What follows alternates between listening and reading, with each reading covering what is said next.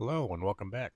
Today we're going to get into truck transmissions, a little bit how they operate and what the gear patterns are for various transmissions and semi-trucks. Most common ones are 10, 13, and 18 speed, and that's the ones we'll be covering today.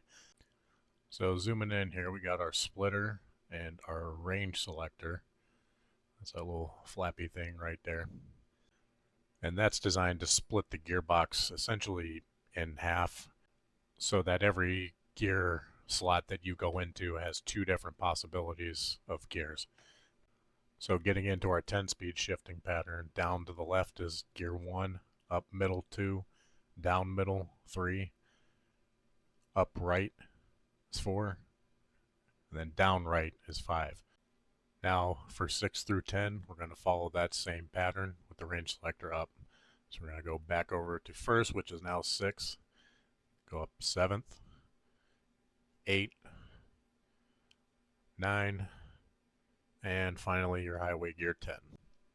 Now you can't switch ranges while you're in gear. So right now we're in 10th gear. If I flip this down to low, theoretically we should go to 5th gear, being in the down right position with the range selector down.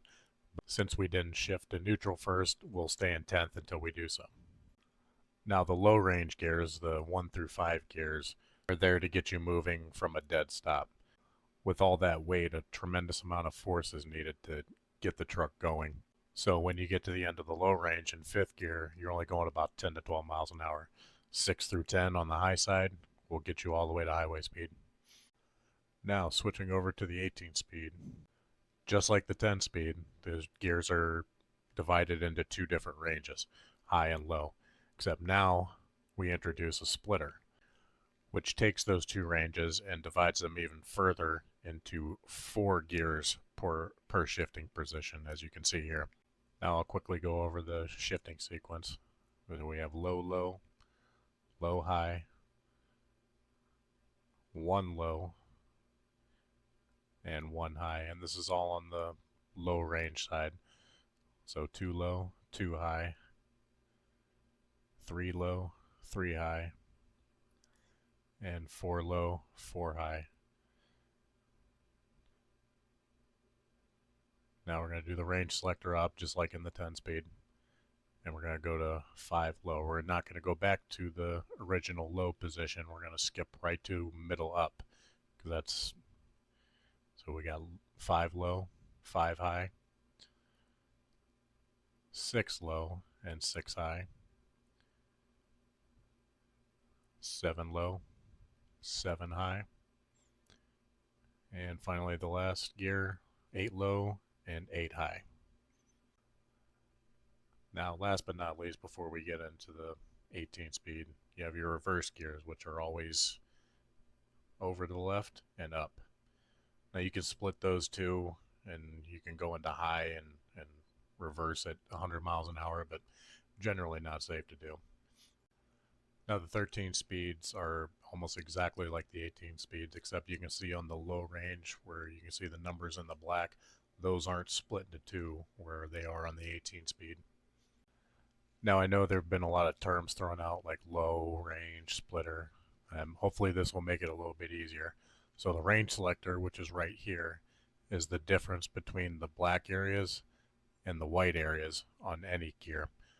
So for example, in the top right position on the shifter, if that were flipped up, you would be in 7th gear. If it were flipped down, you'd be in 3rd. Now in the same position, the splitter would determine whether or not you are an H or an L.